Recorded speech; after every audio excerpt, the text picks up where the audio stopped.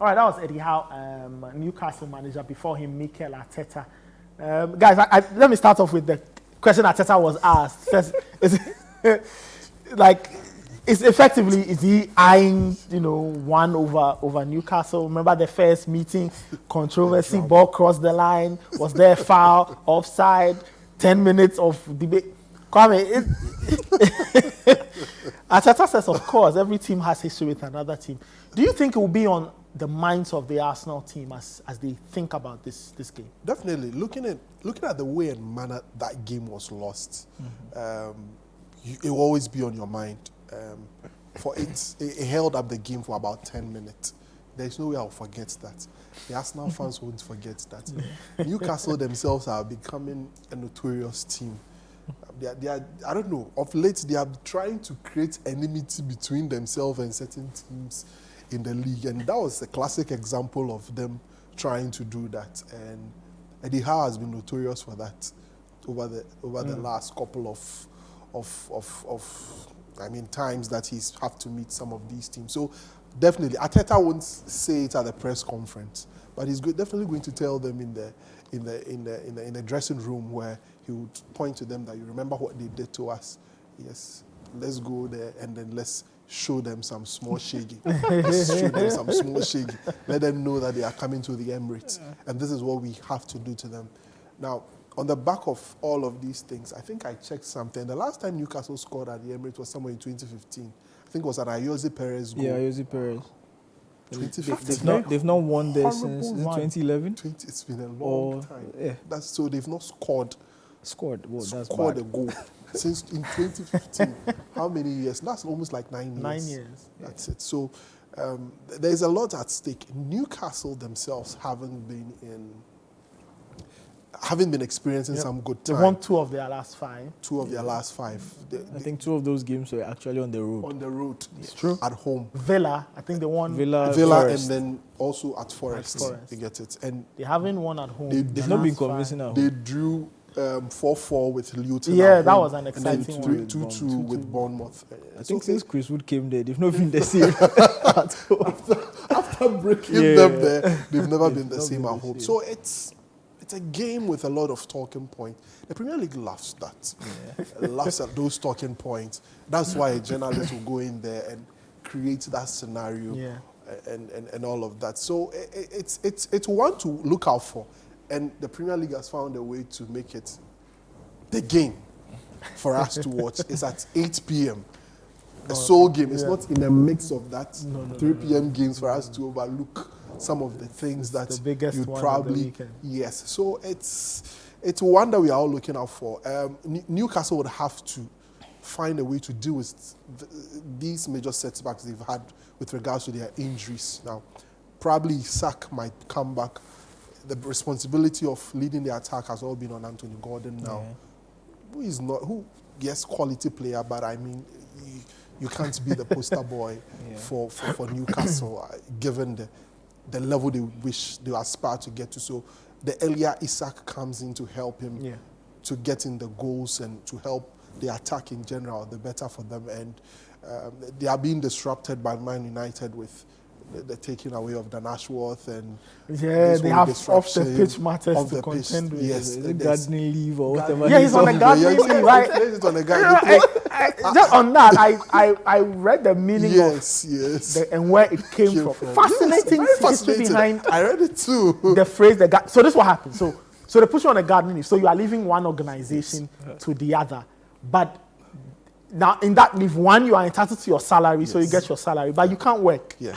So most people who were caught in that situation had nothing to do except to be at home and be in your garden. Be in your garden. Yes. You get it. Tend to your garden. So that's what. And you know what happens. And they do that so that in that period, one, you can't work for your new employer, and in that period, the company brings somebody new in, and they kind of change strategy. So whatever.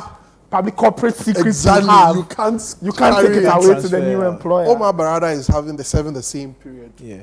Because he's he has switching to, from Man City. By the time he takes the City strategy, City would have changed their own strategy. And that's the same thing Newcastle.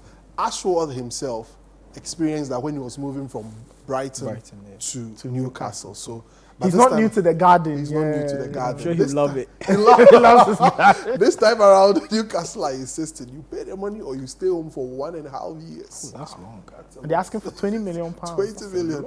But Sergeant Ratcliffe is calling the bluff. Says we'll deal with you. That's an old rich man speaking. But back to the game. So there's a whole lot of disruption within the Newcastle camp. I mean, it's not looking as smooth as it was for them last season.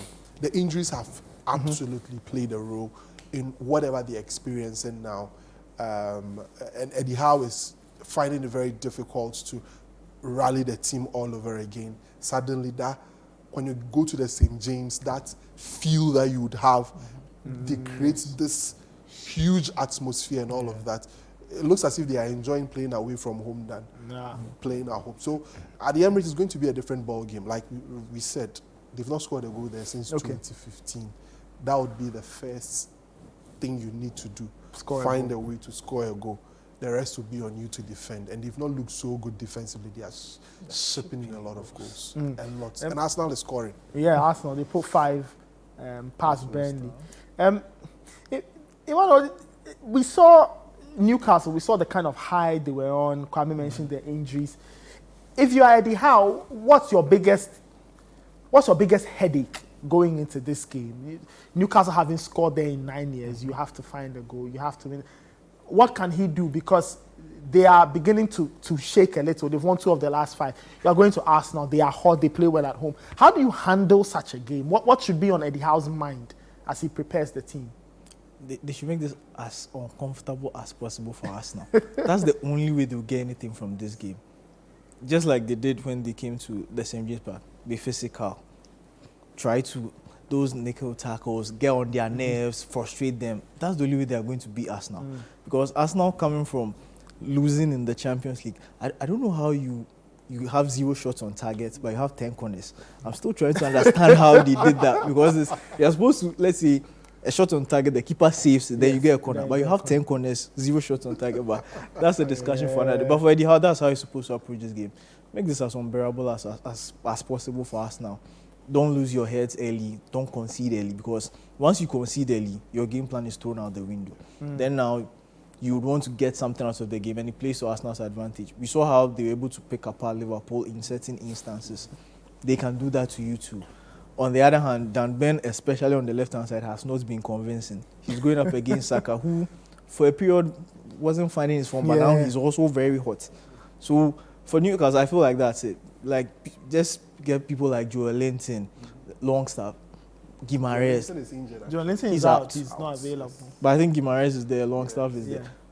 Newcastle, the injuries too. So, I think those, because if you have to dig so deep into your bench to bring Richie, it means you are really struggling for players. But for Newcastle, I mean, that should be the approach. Go in there, instigate Arsenal, get on their nerves, make this uncomfortable as possible. Because the other side of it too is that because they lost the way they did in Portugal, they would want to make amends. There'll be that eagerness to and then for Newcastle, you want to get into the top 4. Arsenal are chasing the league. So anything, they'll be desperate to kind of try to get you off the book. So that's the game plan. Go there, don't concede early. Okay. The longer it stays barren, the more Arsenal will get uncomfortable. They'll try to commit more men forward. Gordon is there. I think Harvey Barnes is fit. Try to get the balls in behind these spaces. Wilson, we know he's an 18-yard predator. He can score. That's the only way they are going to get anything from this game. Otherwise, Arsenal will batter them. I think they've scored 21 in their last 5. They could get another 4 or 5 get very messy for Newcastle.